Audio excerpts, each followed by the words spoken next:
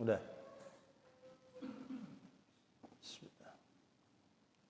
Ala hadhihi niyyah wa ala munsalih ila haratil nabil mustafa bi syafa'ati Rasulillah sallallahu alaihi wasallam wa ala alihi wa azwajihi wa zurriyyatihi wa ahli baitil kiram summa ila haratil Sayyidina Abu Bakar wa Umar wa Utsman wa Ali wa baqiyati sahabati Rasulillah ajma'in summa ila harati sultanil awliya wa qudwatil asfa'i qutbi rabbani wa wasis samadani sayyidi asyid Abdul Qadir Jailani qaddasallahu sirrahul aziz summa ila ahli kubur jemaah fi hadzal majlis wa li jamil muslimin wal muslimat wal mu'minin wal mu'minati al ahya'i minhum wal amwat miladun adama ila yaumil qiyamah syai'ulillahi lahumul fatihah.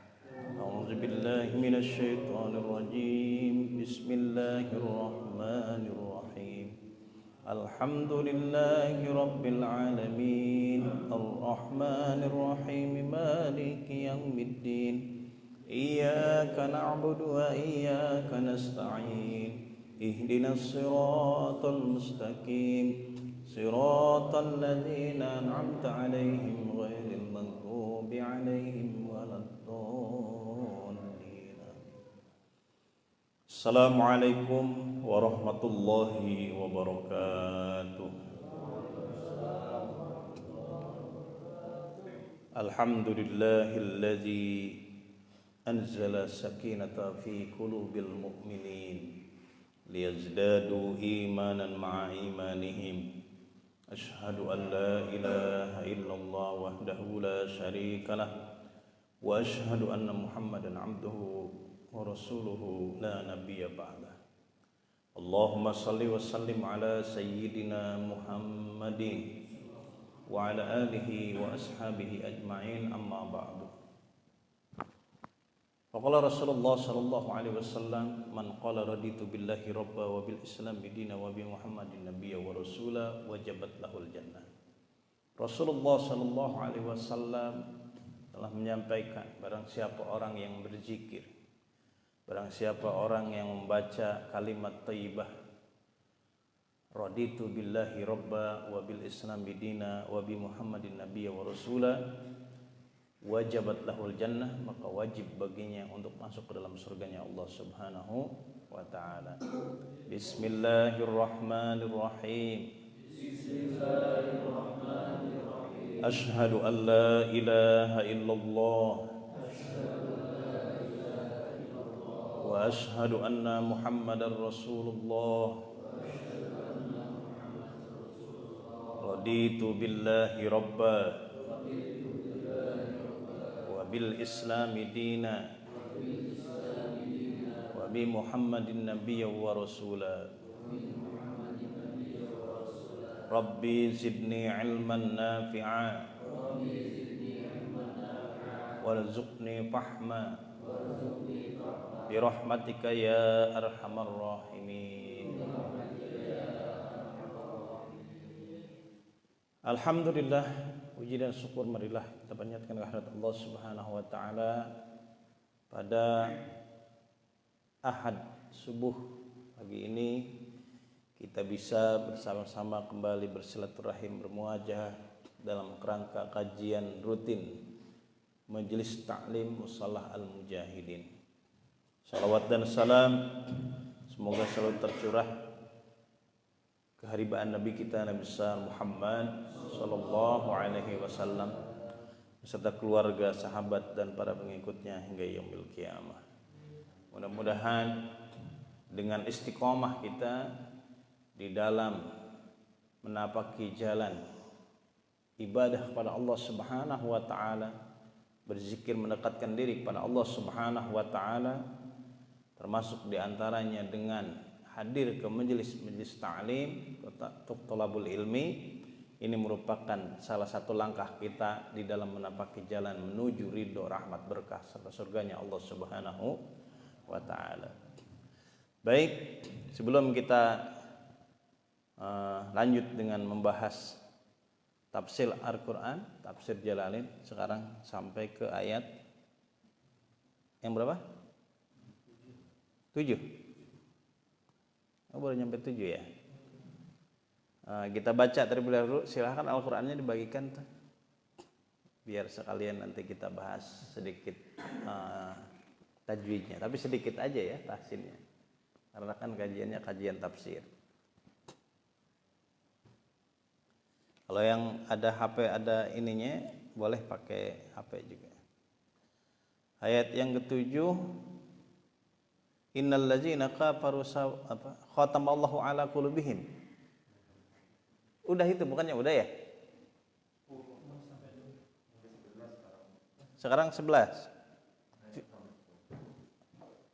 Wa idza qila lahum la tufsidu fil ard, gitu ya.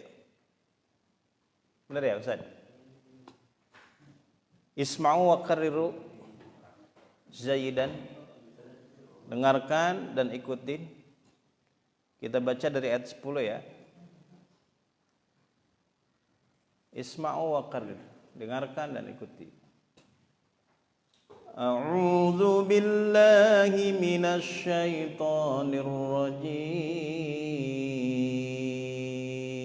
Ayo bareng. A'udzu billahi minasy syaithanir rajim. Bismillahirrahmanirrahim.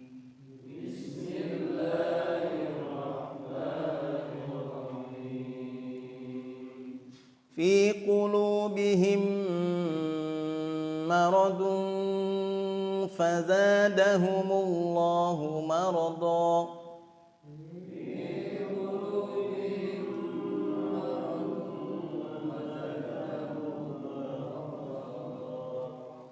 Walahum adzabun alimun bima kanu yakzibun.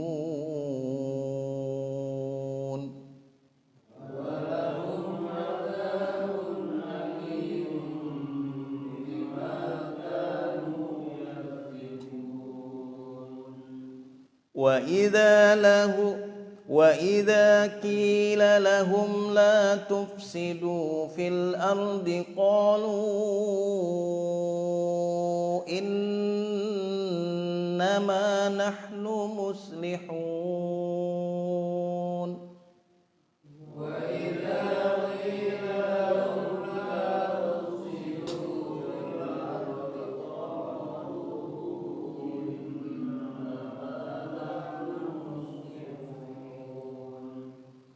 Ala innahum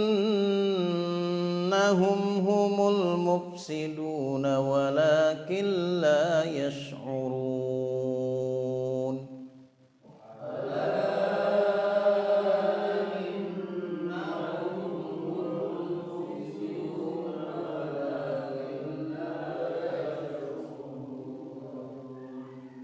وَإِذَا قِيلَ لَهُمْ آمِنُوا كَمَا آمَنَ النَّاسُ قَالُوا أَنُؤْمِنُ كَمَا آمَنَ السُّفَهَاءُ.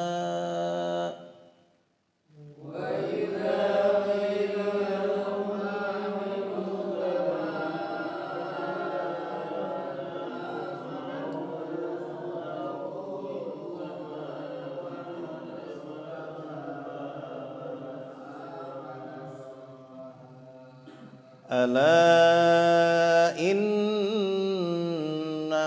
humus sufaha'u walakin la ya'lamun.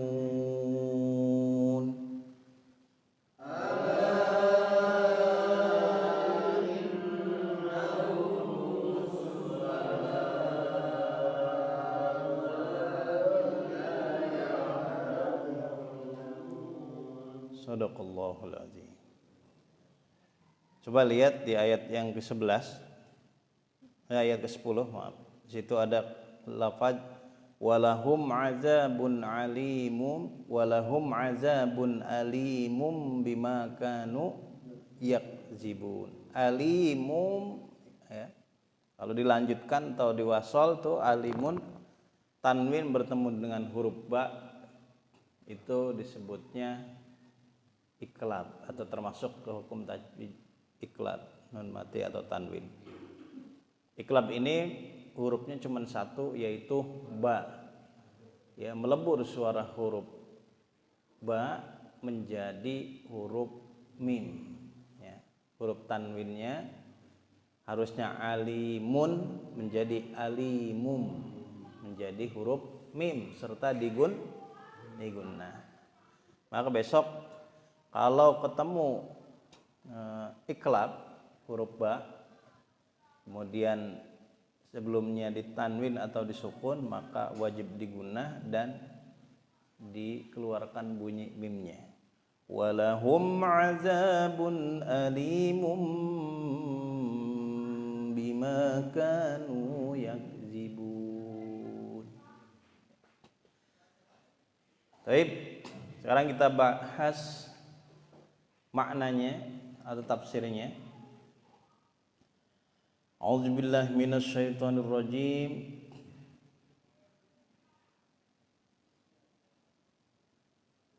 Fi qulubihim maradun fazadahumullahu marada walahum azabun alimun bima kanu yakzibun. Fi qulubihim, di dalam hati-hati mereka, maradun, itu ada penyakit, ya, syakkun, ada keraguan, wa nifakun, ada penyakit yang namanya penyakit munafik. Fa huwa yumridu ala qulubihim, yaitu penyakit yang ada di dalam hati. Fajadahumullahu marada, lalu Allah Subhanahu wa taala menambahkan penyakit yang ada di dalam hati mereka. Bima anjalahum minal Qur'an likufrihim bihi, yaitu mereka mengingkari, kufur terhadap ayat-ayat Allah, terhadap Al-Qur'an yang diturunkan oleh Allah Subhanahu wa taala. Walahum azabun alim, dan bagi mereka azabun alim, azab yang pedih. Ingat, kalau alim pakai alif, alim itu artinya pedih. Tapi kalau alim pakai ain itu artinya mengetahui, ya. Makanya di dalam Al-Qur'an beda makhraj, satu huruf saja maknanya itu bisa berubah. La'allakum tashkurun, semoga kalian menjadi orang-orang yang bersyukur. Tashkurun. Tapi kalau pas kita baca makhrajnya pakai sin kecil, la'allakum tashkurun, semoga kalian menjadi orang yang mabuk. Ya. Beda sedikit berubah makna. Azabun alim, azab yang pedih, mu'limun, menyakitkan, bima kanu yakzibun, karena kedustaan mereka terhadap ayat-ayat Allah. Di sini kita sudah membahas, kalau tidak salah terakhir sampai situ ya, menunjukkan bagaimana penyakit nifak, ya, penyakit munafik yang terjadi pada orang-orang terdahulu. Dan yang namanya orang munafik itu memang kadang lebih sulit dihadapinya dibanding dengan orang-orang kafir. Kalau orang-orang kafir itu udah jelas bahwa dia musuh Islam. Kalau dia berhadapan di medan perang, di sana musuh, ya, di sana jelas siapa yang harus dijadikan musuh. Tapi kalau orang munafik itu sulit. Mau diperangi mereka bersahadat, mau diperangi mereka beriman, mereka sholat, tapi di sisi lain di dalam tubuh umat Islam itu sendiri mereka menghancurkan umat Islam dari dalam. Baik karena kemunafikannya ataupun karena disusupkan oleh orang-orang kafir untuk menghancurkan umat Islam dari dalam. Karena dari ayat-ayat sebelumnya kita sudah membahas bagaimana orang-orang munafik ini lebih dekat kepada orang-orang kafir. Orang-orang munafik ini lebih cinta kepada orang-orang kafir. Orang-orang munafik ini lebih senang kalau orang kafir itu jaya, besar, ya, maju daripada umat Islam. Makanya yang ia sampaikan sesuatu yang bisa menghancurkan umat Islam dari dalam. Sampai dalam hadis dijelaskan, inna akhwafa ala ummati kullu munafikin alimil lisan. Yang aku takutkan dari umatku adalah orang munafik tetapi dia pandai dalam berbicara. Kalau ngomong ngeluarin Al-Quran pinter, ngeluarin hadis pinter. Kalau kata sahabat Umar bin Khattab, alimul lisan, lisannya itu pinter. Kalau debat pakai hadis, kalau debat pakai ayat. Tapi debatnya untuk menyudutkan umat Islam itu sendiri. Alimul lisan, lisannya bagus, lisannya pinter. Kalau berbicara hebat, akan tapi jahilul qalbi wal amal. Perbuatannya dan hatinya itu perbuatan dan hati orang-orang jahiliyah, orang-orang yang bodoh. Baik, kita lanjutkan.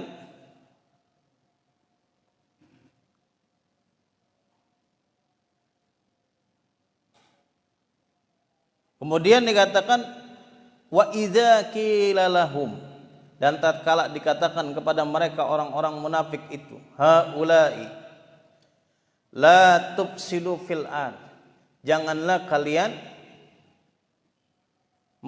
membuat kerusakan fil ardi, di muka bumi. Dengan apa? Bikufri, dengan cara kekufuran. Di sini dijelaskan lagi wa ta'wiki anil iman, menyimpang daripada keimanan. Qalu, mereka malah menjawab, innama nahnu muslihun. Bukan, justru kami adalah orang-orang yang membuat kemaslahatan kebaikan. Walaisa ma nahnu fihi bi fasadi. Qala Allah Ta'ala raddan alaihi. Akan tetapi Allah Subhanahu wa Ta'ala membalikkan ucapan mereka. Ala, ketahuilah, litanbih, ini menjadi peringatan.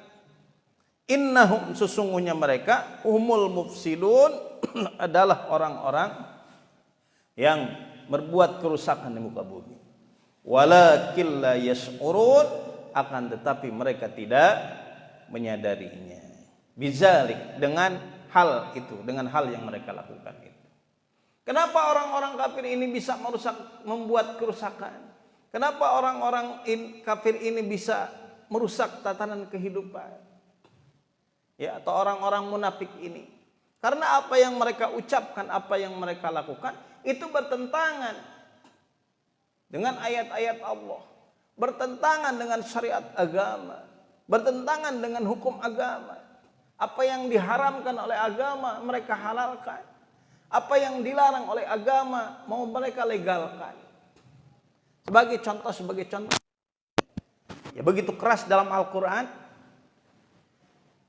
innamal khamru wal maisir al-ansabu wal ajlamu ridsum min amalis syaiton fajtanibuhu la'allakum muflihun.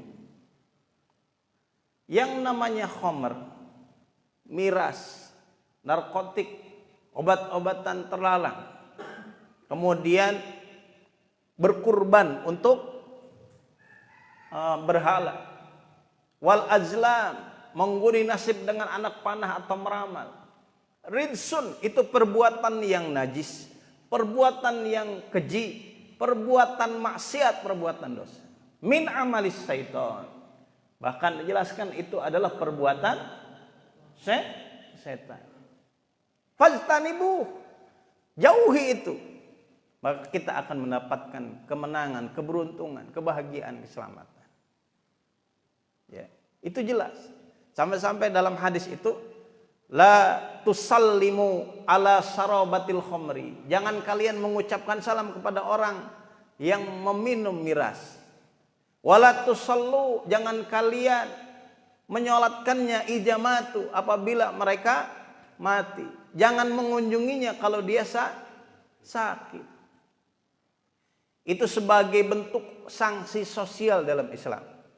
Kalau sanksi pidana dalam fikih Islamnya, dalam hukum Islamnya, itu kan dijilid, dicambuk, fajlidu, ya, sebanyak 40 kali, arba'in. Ada juga ulama yang berpendapat berdasarkan pendapat sahabat 80 kali. Itu sanksi pidananya. Sanksi sosialnya nggak boleh mengucapkan salam.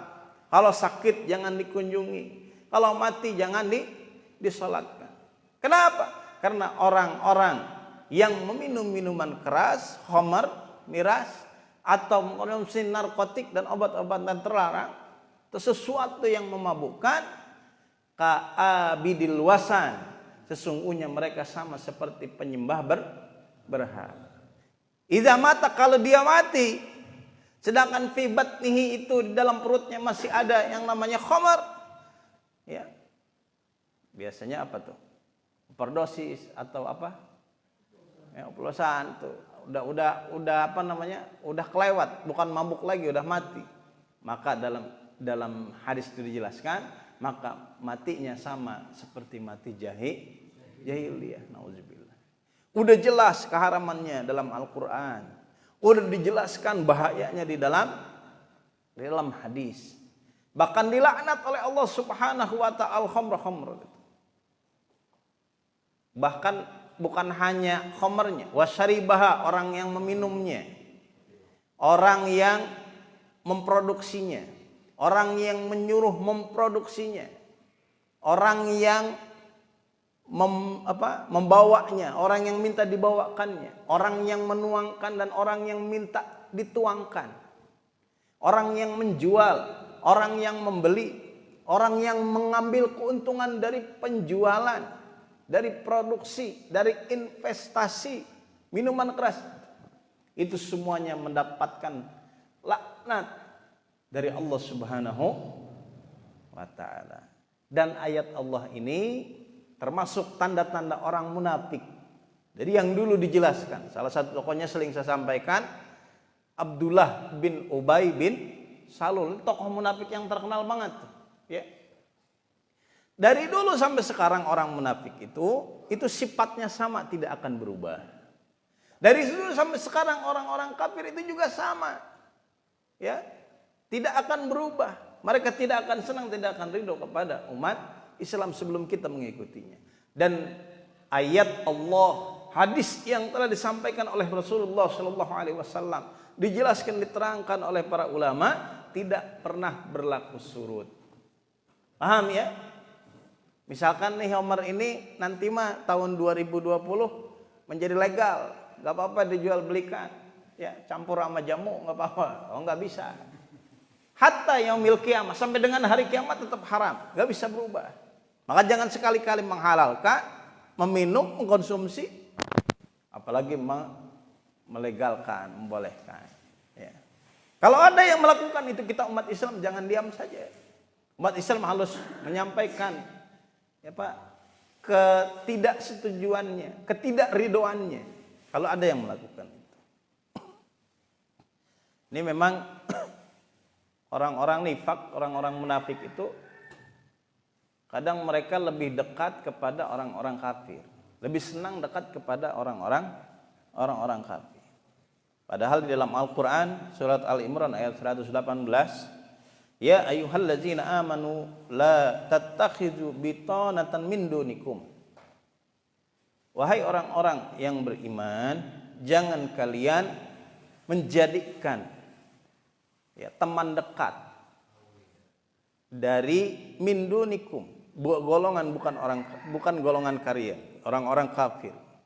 Mohon maaf sekali, mohon maaf, orang-orang non muslim menjadi sahabat karib, di sana bergaul dengan dekat, ya, penuh cinta, penuh kasih sayang. Kalau masalah sosial saja boleh, ya, kenal, saling menghargai, menghormati, itu boleh. Terus jual beli pun juga boleh. Tetapi kalau sampai dekat, ya, dekat banget, ada tumbuh kasih sayang, ada cinta di sana, itu jangan sampai seperti itu. Bahkan di zaman Umar bin Khattab, waktu Abu Musa al-Asy'ari melaporkan masalah administrasi negara, begitu diperiksanya kebetulan di masjid. Begitu diperiksa, wah ini laporannya bagus nih, kata Umar bin Khattab. Silahkan suruh masuk sekretaris kamu. Sekretaris saya lagi di luar, nggak bisa masuk ke masjid. Kenapa? Apa dia sedang junub? Punya hadas besar? Enggak. Atau dia ada ujur? Tidak. Lalu kenapa tidak mau ke sini? Karena sekretaris saya non-muslim, seorang Nasrani.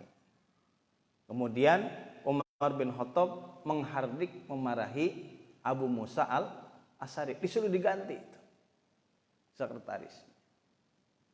Paham ya maksudnya? Ya, tapi kalau zaman sekarang seperti Imam Al-Qutubi, ya, itu zaman dulu bukan hanya zaman sekarang. Ya. Zaman ulama-ulama muta'awwalin, ya, yang namanya umat Islam kadang lebih senang dekat, bahkan lebih takjub dengan kehebatan, kepiawaian, dengan kelebihan apa yang dimiliki orang-orang kafir, orang-orang non-muslim. Sehingga tidak sedikit yang memperkerjakan di tempat-tempat yang strategis. Bahkan di situ ada kepentingan umat Islam. Kalau di zaman Rasulullah SAW, di zaman para sahabat, itu tidak seperti itu. Tapi kalau di zaman kita enggak. Ya, dengan alasan tidak boleh mendiskriminasikan, ya, orang lain termasuk yang minoritas. Padahal Rasulullah SAW, para sahabat sudah menyampaikan itu. Dulu pernah datangan juga kepada Umar bin Khattab seorang Yahudi. Dia pandai menulis, ya, pinter, ahli administrasi. Kemudian mau diajukan untuk menjadi seorang sekretaris dalam masalah-masalah administrasi negara. Ditolak oleh Umar bin Khattab. Jangan mengatakan Allah Subhanahu wa taala telah menjauhkan tapi kalian malah mendekat. Allah Subhanahu wa taala telah menghinakan tapi kalian malah memuliakan. Ini yang terjadi hampir mirip, ya, dengan keadaan kita sekarang. Bagaimana tidak sedikit umat Islam yang merasa lebih takjub. Oh, lihat tuh, di negara walaupun mereka mayoritas non-muslim, mayoritas bukan Islam, tapi negaranya tempatnya bersih, disiplin, teknologinya bagus, ya. Bahkan banyak produk-produk mereka yang kita beli. Vaksin aja dari mereka semua, nggak ada yang dari negara Islam. Padahal ada, ya. Cuman nggak tahu kenapa ngambilnya bukan yang dari negara Islam. Jadi dijelaskan juga idza ra'aitum, dalam hadis idza ra'aitumullahu yu'til abda minad dunya. Kalau kita melihat kelebihan-kelebihan yang Allah berikan untuk masalah dunia kepada seorang hamba, alam ma'asihi, sedangkan orang itu berbuat maksiat. Orangnya orang nggak pernah sholat, nggak pernah ibadah, nggak pernah hadir ke mushola, ke majelis taklim. Bahkan apa yang dilakukannya cenderung melanggar aturan-aturan agama. Suka judi, suka mabuk, suka main perempuan. Tapi Allah berikan dia kelebihan masalah dunia. Jabatannya makin lama makin bagus, karirnya makin hebat. Ya, kemudian badannya juga sehat, jarang sakit. Kemudian hartanya juga banyak, tanahnya di mana-mana. Di setiap kompleks, setiap klaster dia punya rumah. Karena banyak uangnya. Tapi dia ahli maksiat, bukan ahli ibadah. Fa innama huwa istidraj. Itu adalah sebuah istijraj. Mengakhirkan azab, hukuman dengan mendahulukan kemaksiatan. Summa tala Rasulullah sallallahu alaihi wasallam. Lalu Rasulullah sallallahu alaihi wasallam membaca ayat Al-Qur'an surat Al-An'am ayat 44. Fala manasuma zukiru bihi fatahna alaihim abwaba kulli syai'in. Apabila orang itu ingkar kepada ayat-ayat Allah, fatahna alaihim abwaaba kulli syai'in, maka akan dibukakan pintu-pintu kemudahan, pintu-pintu rizki untuk mereka, pintu-pintu untuk masalah dunia. Hatta idza farihu, sampai ketika mereka senang-senang, ya, berbahagia dengan apa yang Allah berikan, bima utu akhadnahum bagtatan, maka akan Allah hilangkan, akan Allah ambil apa yang diberikan kepada mereka bagtatan, apa? Dengan seketika, ya, dengan mendadak. Fa idahum mublisun, dan mereka merasa putus asa, kehilangan dari apa yang mereka cari, dari apa yang mereka miliki semua. Jadi jangan heran, jangan aneh. Kok Ustadz Alimah sering ke masjid, sering ke musola, sering zikir, sering taklim, badannya sakit-sakitan mulu gitu ya, batuk, kurus. Tapi kok itu mah nggak pernah sholat juga, badannya sehat, kuat, uangnya banyak, istrinya banyak, kagak habis-habis. Udah saya mau ngikutin dia aja. Jadi takjub dia kepada kelebihan yang Allah berikan kepada orang-orang kafir. Ya. Itu jangan sampai seperti itu. Wa idza ra'aitum tu'jibuka ajsamahu. Ya. Jangan merasa takjub. Nah, ini banyak yang terjadi, orang-orang yang lemah imannya, yang hubud dunia, terlalu cinta kepada dunia. Mereka merasa takjub kepada orang-orang kafir dengan kelebihan yang Allah berikan kepada mereka, sehingga mereka lebih dekat kepada mereka, ingin mencari posisi, mencari kedudukan, mencari dunia dari mereka orang-orang kafir. Padahal orang kita, umatnya Rasulullah SAW, itu umat yang paling baik, umat yang paling mulia di antara umatnya, umat yang lain. Ya. Terlepas dengan kekurangan masalah dunia yang kita miliki, mungkin mereka teknologinya lebih bagus, mungkin dianggap hidupnya lebih disiplin, mungkin dianggap untuk masalah-masalah kehidupan dunia lebih maju dari kita. Tapi sesungguhnya mesungnya di sisi lain, yang namanya moral dan masalah-masalah peradaban, masalah agama, itu jauh dibanding kita umat Islam. Sebagai contoh saja, sebagai contoh, ya. Kalau kita lihat negara-negara yang sudah maju, yang mayoritas non muslim di sana, itu yang namanya kehidupan bebas, seks bebas dan sebagainya, yang bisa menghancurkan tatanan kehidupan manusia, itu mereka lakukan. Sedangkan di umat Islam itu enggak. Yang namanya mengelola keuangan negara, ya, bukan hanya keuangan negara, sampai ke keuangan keluarga saja, yang namanya korupsi, yang namanya riswah, sogok menyogok, itu sudah diharamkan. Kalau dia dalam kitab Uqudul Jain, kalau ada seorang istri yang dia menerima uang, tapi jumlahnya jauh lebih besar dari yang biasa dia dapatkan tiap bulan dari suaminya, maka si istri itu harus mencari tahu dari mana uang itu. Kalau sampai diketahui uang itu bukan dari yang halal, bukan dari jalan yang halal, maka si istri itu jangan menerima uang tersebut. Harus dikembalikan, harus ditolak. Misalkan Ustadz Saiful tiap bulan biasanya ngasih istrinya untuk masalah rumah tangga, kebutuhan rumah tangga 10 juta sebulan. Kemudian kenapa di bulan tertentu nih tiba-tiba ngasihnya 50 juta? Nah, itu istrinya nggak boleh nerima aja. Harus ditanyain, ini dari mana? 40 lagi. Kamu dapat dari mana, Mas? Oh, saya kemarin bisnis disuruh sama bos ngejualin tanah, kebetulan laku, ini dapat komisinya. Itu boleh.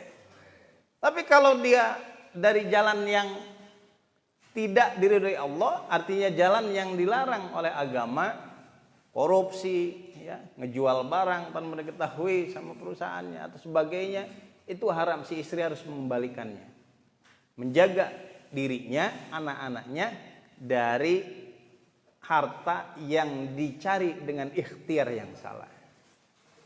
Dari mana mas korupsi kagak ketahuan? Iya nggak apa-apa, gitu kan kagak.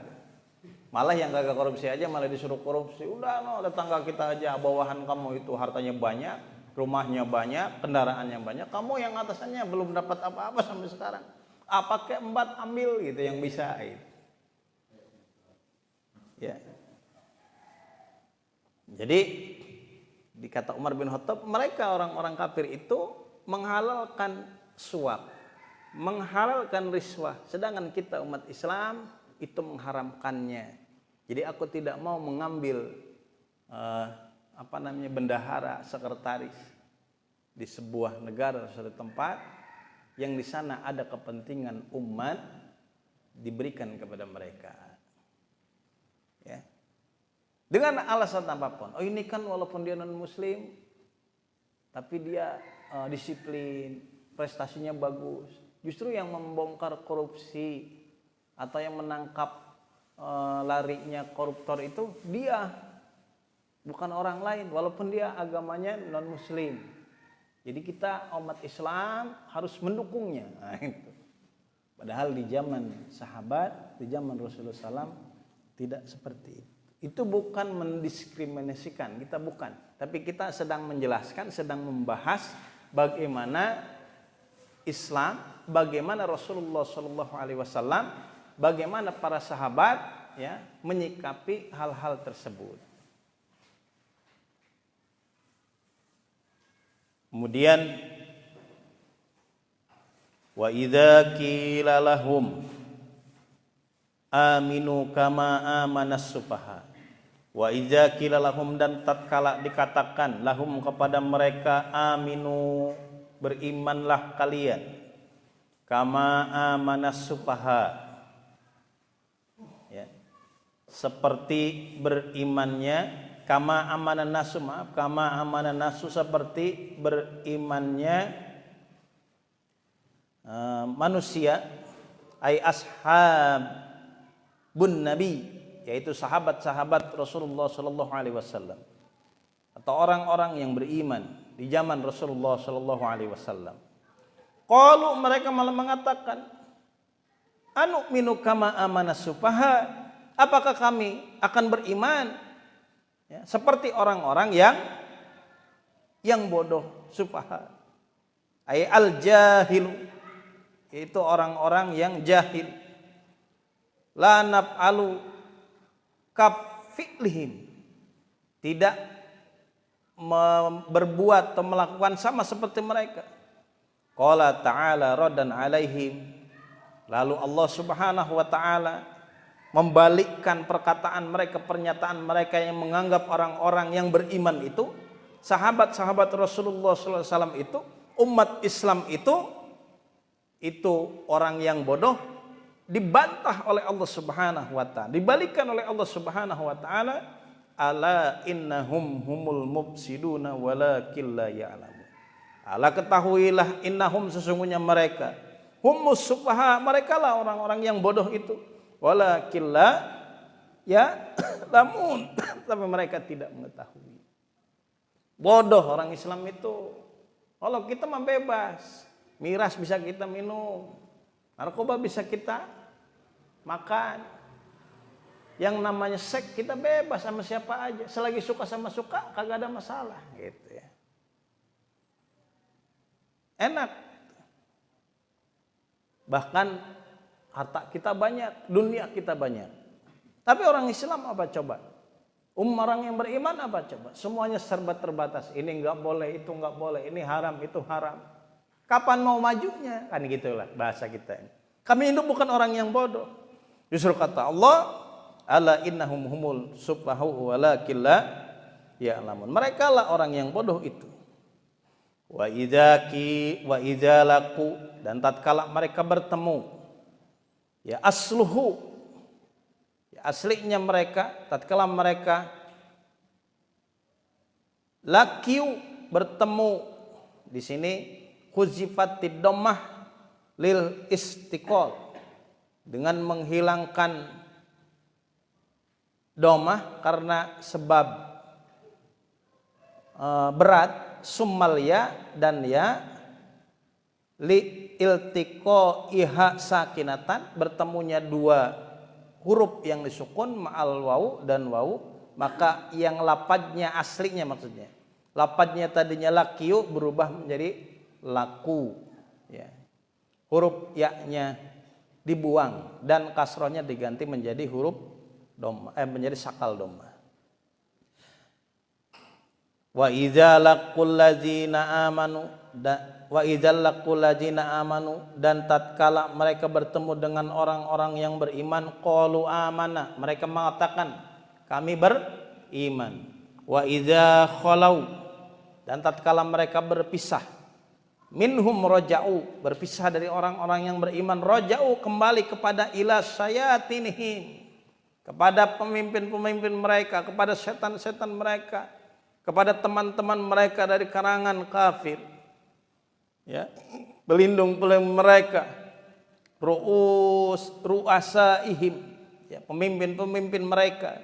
Qalu, mereka mengatakan, inna ma'akum, kami bukan bersama orang yang beriman. Inna ma'akum, kami bersama kalian, ya, fiddin, dalam urusan agama. Innama nahnu mustahzi'un, sesungguhnya mereka apa? Orang-orang yang mustahzi'un.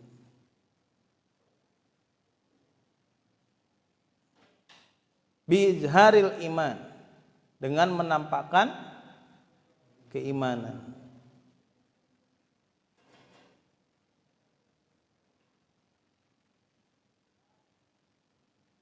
Allahu, dan Allah Subhanahu wa taala, yastahzi'u bihim ayyujazihim, membalas tipu daya mereka, wa yamudduhum, dan mengembalikan atau membiarkan mereka fi tugyanihim, di dalam kesesatan mereka, bitajawuzihim, karena sebab mereka melampaui al-hadda, ya, batas-batas, bikufrihim, dengan kekufuran mereka, ya'mahun, dan mereka terombang-ambing. Jadi mereka hendak menipu Allah dan Rasulnya, menipu orang-orang yang beriman, ya, memperdaya orang-orang beriman. Padahal bukan mereka menipu Allah, bukan mereka memperdaya orang-orang beriman, tapi mereka yang dilakukan seperti itu oleh Allah Subhanahu wa taala. Ini bukan berarti Allah menipu mereka, tapi apa yang mereka lakukan itu dikembalikan lagi kepada mereka, ya. Inilah orang-orang yang kafir. Dia, kalau bahasa Umar bin Khattab tadi kan alimul lisan. Kalau ngomong dengan orang yang beriman itu enak, membuat takjub, membuat seneng. Tapi begitu dia di belakang umat Islam, mereka justru menghancurkan umat Islam. Kalau ngomong bersama dengan umat Islam, kami ada di barisan kalian. Tapi begitu kembali kepada orang-orang kafir, kepada pembesar-pembesar mereka, mereka mengatakan, kami bersama kamu, inna ma'akum fiddin, kami bersama kalian dalam urusan agama. Dulu terjadi, saya sering sampaikan, di zaman penjajahan, orang-orang kafir yang kebetulan saat itu menjajah negara kita, Nusantara, ya, Indonesia tercinta, itu kan menyusupkan orang-orang yang telah mempelajari agama Islam, kemudian disusupkan untuk menghancurkan umat Islam dari dalam. Salah satu yang paling terkenal itu siapa?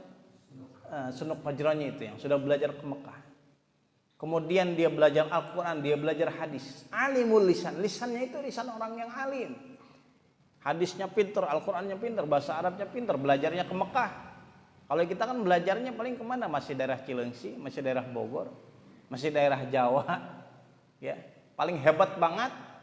Kalau sekarang mungkin pesantren terkenal ke Gontor, mereka ke Mekah langsung belajarnya, ya. nggak hebat gimana? Bahasa Arabnya pinter, di sana mah TK aja udah pinter bahasa Arab ya, orang Arab. Ada kita kan susah. Begitu udah pinter, dimanfaatkan oleh penjajah untuk menghancurkan umat Islam, Sunuk Ojranya. Kemudian menyampaikan fatwa-fatwa, menyebarkan hadis-hadis yang palsu. Tujuannya untuk melemahkan umat Islam saat itu. Kita nggak membahas pribumi atau non pribumi, karena kalau kita bahas pribumi sebagai agama Islam, ya dulunya juga kan ada Hindu, ada Buddha. Tapi kebetulan saat itu mayoritas di Nusantara masyarakatnya sudah memeluk Islam. Maka dihancurkan dari dalam dengan menyusupkan orang-orang munafik, menyusupkan orang-orang kafir yang sudah alimul lisan akan tetap jahilul qalbi wal aman. Salah satu yang sampai sekarang masih kerasa itu ya, fatwanya, bukan fatwanya, Pak, pendapat mereka, kebohongan mereka yang sampaikan kepada umat saat itu, jangan menerjemahkan Al-Quran. Al-Quran cukup dibaca, maka sudah menjadi pahala. Benar itu, ada hadisnya. Ya. Al-muta'abbadu bitila watihi, bacanya saja Al-Quran sudah menjadi pahala. Tapi Al-Quran itu hudal lil muttaqin, petunjuk bagi orang-orang yang bertakwa. Al-Furqan, pembeda antara yang hak dan yang batil, pedoman hidup umat Islam. Bagaimana kita bisa menjadikan Al-Quran ini sebagai pedoman hidup kita kalau nggak paham, nggak ngerti maknanya, isinya. Di dalamnya ada perjuangan, di dalamnya ada jihad, di dalamnya ada cinta tanah air, di dalamnya ada membela agama, membela negara.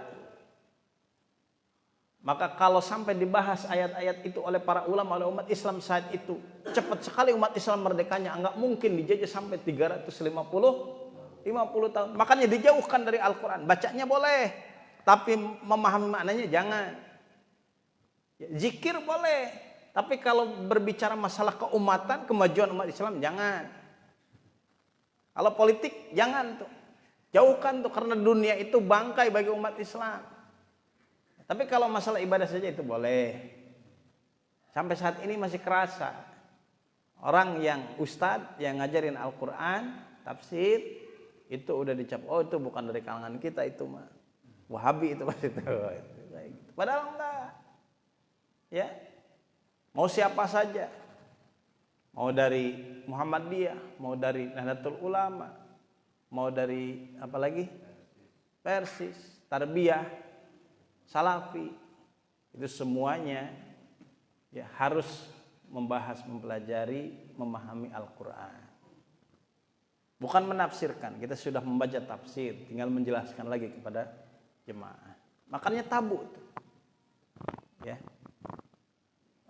Di Sunda saja, di Jawa Barat itu dulu ulama yang menerjemahkan Al-Quran ke dalam bahasa Sunda ya, yang pertama itu Kiai Haji Ahmad Sanusi Gunung Puyuh, Sukabumi. Ada namanya Tafsir Rodatul Irfan ya, dia tafsir bahasa Sunda secara ijmali, tapi dan ada asbabun nuzulnya di sampingnya. Beliau hampir mirip kisahnya dengan Profesor Dr. Hamka. Beliau dipenjara saat itu karena tegas, karena ingin mencerdaskan umat Islam saat itu, ingin memajukan umat Islam saat itu. Beliau pernah dipenjara, Kiai Haji Ahmad Sanusi. Ya. Kemudian jangan khutbah Jumat pakai bahasa Indonesia atau bahasa Sunda atau bahasa Jawa. Cukup pakai bahasa Arab. Padahal dalam hadis, di dalam khutbah, dalam dakwah, sampaikan itu dengan bahasa yang dipahami oleh kaumnya. Nah, sekarang kalau pakai bahasa Arab terus, ya memang enak sih, cepet ya. Baru ngantuk dikit udah selesai. Oh, udah selesai. Cepet. Tapi setiap dari satu Jumat ke Jumat yang lain, nggak ada yang bisa diambil, nggak ada pencerahan. Walaupun sah boleh nggak apa-apa. Nggak ada bahasa Indonesianya, nggak ada bahasa Sundanya, nggak bahasa Jawanya. Sah. Yang penting syarat rukunnya sudah terpenuhi, sah saja. Ya, tapi tidak ada pencerahan kepada umat. Itu sampai sekarang sisanya itu bukan sisa apa yang disampaikan oleh Senuk Hujurani itu masih kerasa sampai sekarang. Termasuk menjauhkan umat dari masalah-masalah kehidupan dunia, padahal kita lebih mengutamakan akhirat, tapi dunia jangan juga wabtagi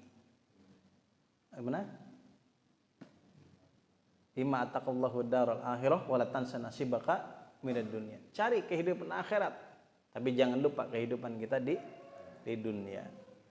Kalau di akhirat kita pengen sukses, ya suksesin dulu di dunia gitu. Ya, sukses di dunia yang paling utama adalah beribadah kepada Allah Subhanahu wa taala. Di sini dijelaskan lagi di dalam hadis, ar-rajulu 'ala dini khalili, bahwa seseorang itu bisa dilihat masalah agamanya bagaimana temannya. Kalau dia berteman dengan orang-orang yang beriman, dengan orang-orang yang soleh, dengan orang-orang yang ahli ibadah, dengan orang-orang yang ahli zikir, dengan orang-orang yang senantiasa taat pada Allah Subhanahu wa taala, maka orang itu sudah pasti sama itu dengan temannya. Senang sama orang yang suka ngaji, ini juga pasti suka ngaji. Senang sama orang yang hadir ke majelis taklim, ini juga pasti senang ke majelis taklim. Tapi kalau senang sama orang ahli maksiat, ya, ini orang senangnya nyawer dangdut nih, ini pasti temannya juga sama senang juga. Ini orang senangnya mancing, pasti dia senang sama tukang mancing juga. Ya, jarang tukang mancing yang bergaul hangat dekat maksudnya dengan orang-orang yang ahli ilmu, itu jarang. Walaupun ada, tapi jarang. Kalau mancing sih enggak ya, enggak masalah. Contoh aja. Ya, walaupun kata orang-orang katanya orang yang hobi mancing itu hidupnya enggak pernah maju, ya. Nyebur maju. Ya, orang yang senang berteman dengan ahli maksiat, dia udah bisa, kalau dalam bahasa hadis ini sudah bisa dipastikan, ya, kemungkinan besar bahwa dia juga ahli maksiat. Nah, kalau ada orang yang lebih senang dekat dengan orang kafir, dengan orang yang mengingkari ayat-ayat Allah, dengan orang yang tidak beribadah kepada Allah, maka secara agamanya dia pasti nggak jauh beda dengan orang itu. Nah, itulah orang-orang munafik, orang-orang yang lebih senang kalau orang non-muslim, orang kafir ini, ya, dia maju, dia jaya, dia menjadi penguasa ketimbang orang Islam. Di sini maaf. Di sini kan ada tukang dagang beras atau tukang HP. Di sini Pak Haji, di sini si Engkok. Pak Haji mah jelas orang Islam. Si Engkok jelas ya. Cuman bedanya harganya dikit mungkin di satu barang yang satu, di satu harga yang lain mungkin sama. Kira-kira kalau ke pasar ke Cilengsi atau ke depan, kalau depan sih nggak ada, ke pasar lah Cilengsi, itu lebih banyak yang ke warung si Engko apa ke warung Pak Haji? Si Engko. Harusnya ke Pak Haji atuh. Kita mah kalau ada gereja dibangun apa? Gereja di komplek klaster Merbabu. Padahal muslimnya jarang. Dia nggak mintain ke warga sekitar, nggak juga naruh drum pinggir jalan. Kalau kita karena mayoritas kan gampang aja taruh drum pinggir jalan. Habis itu udah teriak-teriak, lemparkan saja petugas kami yang ada di pinggir jalan. Di demo oleh warga sekitar. Kita di demo karena nggak setuju, karena tidak sesuai dengan ketentuan yang berlaku mendirikan rumah ibadah, tempat ibadah. Tapi di sisi lain, ya, kita membantu mereka membangun gereja itu. Dengan apa? Dengan melakukan banyak transaksi jual beli dengan orang-orang kafir. Yang mereka kalau punya keuntungan pasti mereka sisihkan tuh untuk agamanya, sama seperti kita, mereka juga. Salah satunya buat ngebangun tempat ibadahnya, gede-gede, bagus-bagus. Tapi di demo, tapi kita biayain, kita sumbang. Ya. Nah, orang-orang yang munafik ini dia lebih dekat kepada orang-orang kafir. Padahal kita dilarang oleh Allah Subhanahu wa ta'ala untuk melakukan itu. Ulaikal ladzina istarud dhalalata bil huda. Ulaika, mereka itu alladzina, orang-orang yang istarud dhalalata bil huda. Orang yang membeli dhalalata, kesesatan, bil huda, dengan petunjuk.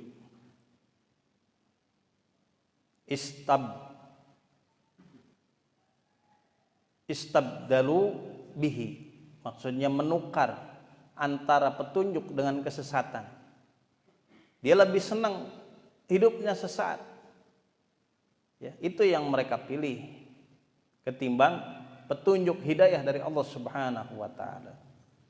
Fama rabihat, maka tidak ada keberuntungan tijaratuhum, di dalam jual beli mereka, maksudnya menukar antara kesesatan dengan hidayah Allah tadi. Aima rabihu, ya, tidak ada keberhasilan, kesuksesan, keberuntungan fiha, di dalamnya.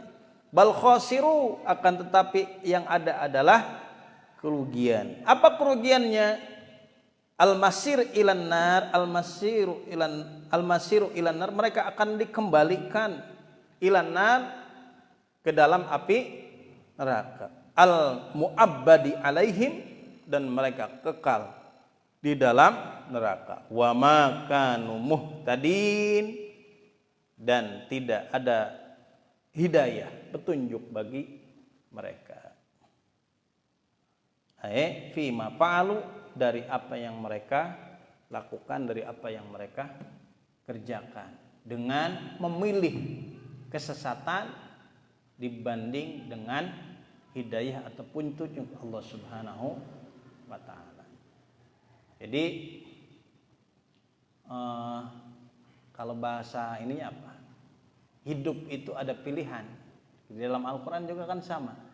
Alam naj'al lahu ainain wa lisanan wa syafatain wa hadainahun najdain. Allah menciptakan, memberikan dua lisan, dua jalan. Ya, ada jalan menuju ke surga, ada jalan menuju ke neraka, ada jalan menuju kebahagiaan, keselamatan fid dunya wad dunya wal akhirah, ada jalan menuju kehancuran. Silakan mau pilih yang mana. Orang yang memilih kebahagiaan, keselamatan, ketaatan, agama, ya, akidah yang benar, tauhid yang benar, jalan hidup yang benar, yaitu agama Islam, maka dia akan mendapatkan keselamatan. Ila yaumil qiyamah, sampai dengan hari kiamat. Ila yaumil akhir, bahkan sampai ke akhirat dia akan mendapatkan kebahagiaan, menjadi penghuni surganya Allah Subhanahu wa ta'ala. Tapi orang-orang kafir yang memilih jalan hidup dari kesesatan ini, ad-dhalal, atau dia menukar, dia sudah beriman, sudah bersahadat, tapi karena ada penyakit munafik, nifak di dalam hatinya, dia munafik, dia menukar hidayah dengan kesesatan itu, maka itu orang yang merugi. Dia telah membeli kesesatan dengan hidayah Allah. Tidak ada keselamatan, tidak ada keberuntungan dari apa yang dia pilih. Tapi kita juga kan yang sekarang mengaji di majelis taklim ini belum tentu masuk surga. Betul. Ya, tapi sesungguhnya orang-orang yang menapaki jalan menuju ridha Allah Subhanahu wa ta'ala, sesungguhnya mereka sedang menuju ridha Allah Subhanahu wa ta'ala.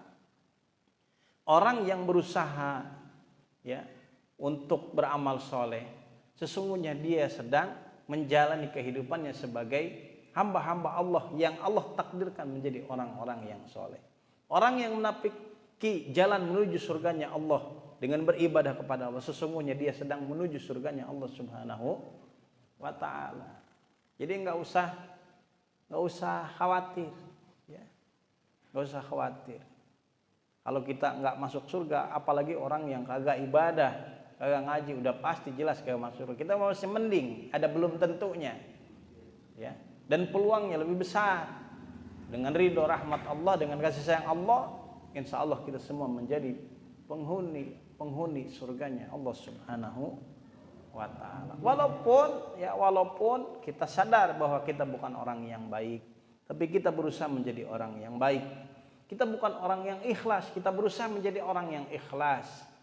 Kita bukan orang yang soleh, berusaha kita menjadi orang yang soleh. As-sairu ila taqwa, berusaha menjadi orang yang bertakwa. Nah ini kadang karena tadi alimul lisan, orang-orang munafik itu lisannya pinter. Percuma katanya pakai jilbab, tapi hatinya enggak dijilbabi. Mendingan saya, walaupun enggak berjilbab, walaupun paha kemana-mana, walaupun dada kemana-mana, aurat kemana-mana, tapi saya enggak menjadi pelakor. Tuh si Ano udah pakai jilbab, ya, shalawatannya bagus, tapi jadi pelakor tuh. Jadi rame aja kayak gitu. Jadi orang yang ngedengerin omongan dia yang takjub sama pendapat dia, wah kalau gitu besok gua nggak usah pakai kerudung gitu kan. Ya dibuka lagi. Kenapa takjub sama omongannya? Pintar, lisannya itu pintar. Padahal banyak juga orang yang tidak pakai kerudung, tidak pakai hijab, tidak pakai jilbab, menjadi pelakor itu banyak juga. Cuman kebetulan pas jatuhnya sama orang yang ahli ibadah, jatuhnya sama orang yang sudah berhijab. Ya.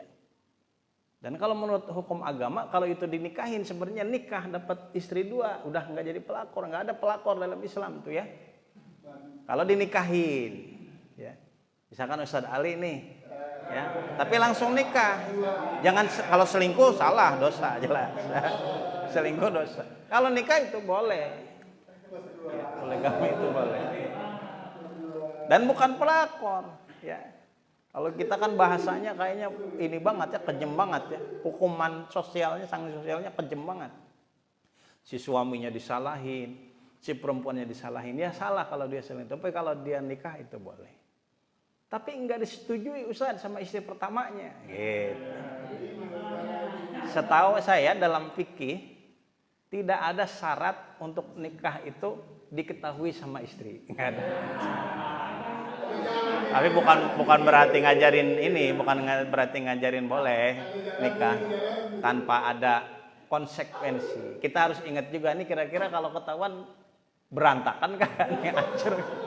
Kalau kira-kira berantakan belum bisa memanagenya ya jangan, ya. Jangan. Ya. Tapi kalau kira-kira ketahuan paling istri cemberut nangis sehari 2 hari, kesananya boleh karena dia udah tahu karakternya itu silahkan saja. Yang penting kesiapan mental, kesiapan iman, termasuk kesiapan masalah materi membiayai keluarga. Kalau satu istri aja dengan anak 2 biji ada udah 4-4-an, utang udah banyak kesana kemari, gimana 2 makin pusing ya. Tapi kalau siap memanajenya sudah bagus, sudah baik, ya. Kemudian ada perempuan yang dia perlu ditolong, jandakah dia, ya, atau yang alasan yang lain, silakan menjaga kehormatannya nikah. Jangan pacaran, nikah. Bukan pelakor, ya. Jangan selingkuh, beda. Ya, kita meluruskan saja karena akhir-akhir ini kan istilah-istilah seperti itu banyak, ya, banyak. Bahkan orang yang menjadi istri kedua itu tidak sedikit yang dianiaya ya, dianiaya. Kalau dibully kan mentalnya ya, tapi kadang didatengin kalau bahasa Sundanya itu diontrog, diserang, diserbu ya, anaknya, istri pertamanya digebugin, dipukulin, singgih. Padahal nggak boleh seperti itu ya, nggak boleh seperti itu ya. Wallahu a'lam bishawab wa ilaihil marji wal ma'ab. Nanti kita lanjutkan dengan ayat berikutnya, kama salil ladzina stauqada nar. Baik, itu yang kita bisa bahas. Karena ini pertemuannya sebulan sekali, kita cukup bahas agak banyak tuh, berapa ayat tadi? 7 ayat ya. 7 ayat. Sebenarnya 3 ayat aja kalau kita bahas terus terperinci itu sudah cukup panjang. Tapi karena sebulan sekali ya kita singkat-singkat saja. Yang penting makna tafsir daripada ayat ini yang ada di dalam tafsir jalan ini sudah kita bahas. Sebelum kita akhiri dengan doa kafaratul majlis, kalau ada yang mau ditanyakan berkaitan dengan materi yang kita bahas malam ini atau masalah-masalah di luar materi yang kita bahas di Ahad pagi ini, dipersilakan. Ya kan? Masalah fikih atau masalah yang lainnya. Kalau fikih kan kemarin sudah kita selesai bahas ya, kitab At-Tajhid fi Adillati Taqrib. Tapi kalau yang ada mau ditanyakan juga silakan. Cukup ya? Mudah-mudahan ada manfaatnya. Mudah-mudahan segala hajat, maksud, tujuan, harapan, cita-cita kita Allah kabul dan Allah ijabah. Kalau ada saudara-saudara kita yang sedang sakit, mudah-mudahan Allah sembuhkan. Dan kalau kita memiliki keinginan, mudah-mudahan keinginan kita tercapai, terpenuhi. Allah limpahkan kepada kita rezeki yang melimpah dan barokah. Allah jadikan keluarga kita keluarga yang sakinah, mawadah, warahmah. Anak-anak kita anak-anak yang soleh dan solihah. Dan Allah berikan kepada almarhum almarhumah keluarga kita yang telah menurut kita, saudara kita, tetangga kita, teman kita, sahabat kita yang sudah ada di alam barzah sana. Allah tempatkan di tempat yang mulia, raudhah min riyadil jannah. Al-Fatihah.